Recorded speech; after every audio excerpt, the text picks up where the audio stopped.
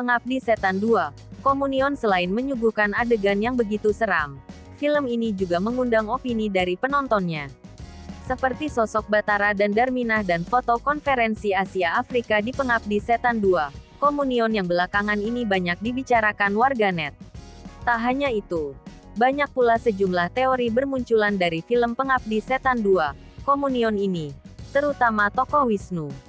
Bahkan, tidak sedikit penonton memprediksi bahwa Joko Anwar selaku sutradara bakal membuat universe atau semesta.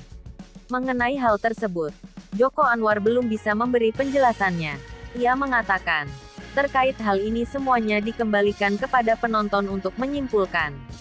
Lebih lanjut kata Joko Anwar, dia sebagai seorang filmmaker, tidak memiliki kapasitas untuk mengonfirmasi hal tersebut. Kendati demikian, setiap filmnya yang mengundang opini dari penonton, tentu akan dijawab saat waktunya tiba.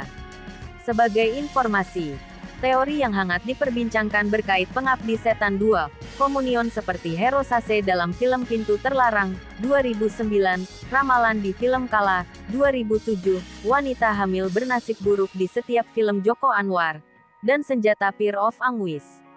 Selain itu, kesuksesan film Pengabdi Setan 2, Komunion, membuat Joko Anwar berharap dapat ditonton lebih banyak masyarakat dunia. Kini, film yang dibintangi Tara Basro itu sudah tayang di Singapura, selanjutnya Malaysia.